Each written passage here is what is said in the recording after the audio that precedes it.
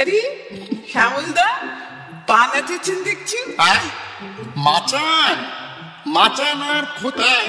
মাচান বলিনি, বলছি পা নাচাচ্ছেন দেখছি। উচ্ছে উচ্ছে?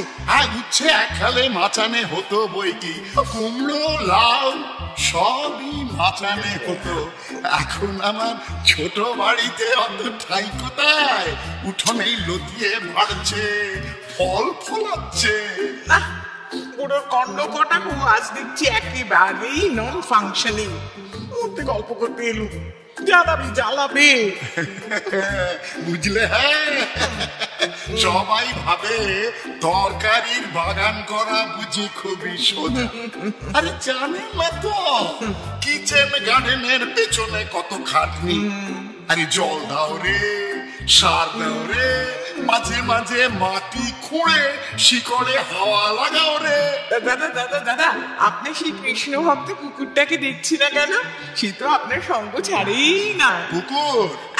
পুকুর না কুকুর। পুকুর তো কথাটা মন্দ বলনি। ভাবছি বাগানের পেছন দিকে একটা পুকুর কাটাবো, জল সাপ্লাই দেবে, সঙ্গে সঙ্গে মাছ হবে। বাবাই তো কোনো কথাই কানে নেয় না। আপনার নিত্য সঙ্গী সারণীয় পুঙ্গবের কথা জিজ্ঞাসা করছিল। নিত্যগোপাল সার কিনে দিয়ে গেছে তো? নিত্যগোপাল বলিনি। সার ছাড়া বাগান রাখা যায় নাকি?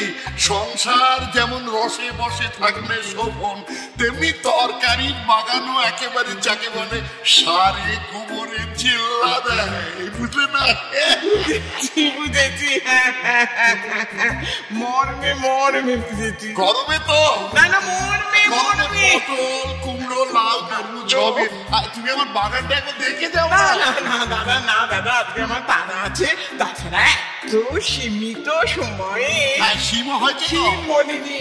তাছাড়া বেগুন দেখো, বেগুন ফলন কম তবে সাইজে বড়, মানে বেনারসি বেগুন কিনা। ইম্পসিবল, কোথা থেকে কোথায় নিয়ে ফেলবে কে জানে। আমি পালাই, আজকে চলি দাদা, আজকে চলি। আপনার বাড়ির সব খবর ভালো তো? ছেলে পুলেরা সব? মাঝে মাঝে হয় পুড়িয়ে খেয়ে ফেলি।